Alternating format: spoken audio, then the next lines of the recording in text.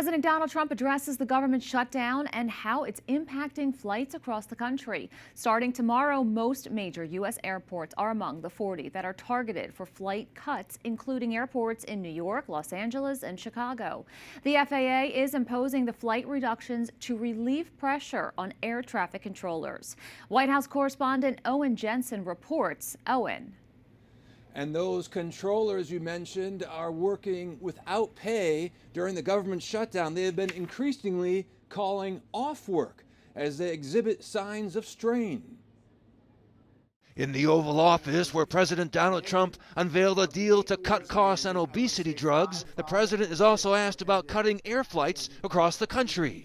Due to the shutdown, the FAA, Federal Aviation Administration, reducing air traffic across high-volume markets. As Sean Duffy announced, they're cutting in certain areas 10%, and they want to make sure it's 100% safe. That's why they're doing it. Passengers should start to be notified about cancellations.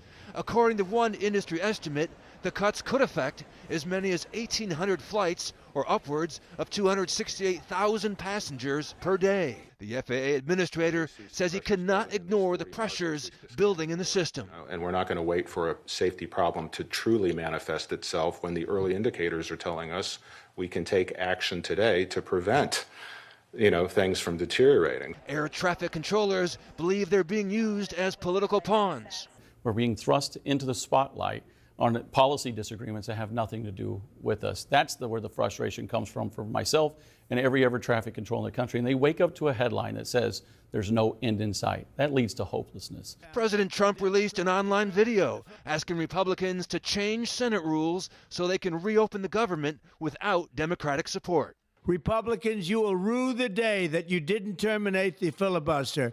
Be tough, be smart, and win. This is much bigger than the shutdown. This is the survival of our country. Democrats say President Trump is deliberately making the shutdown worse.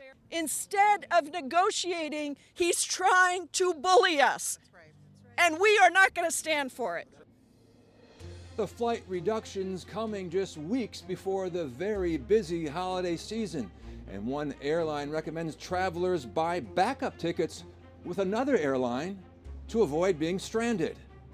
At the White House, Owen, Jensen, EWTN News Nightly.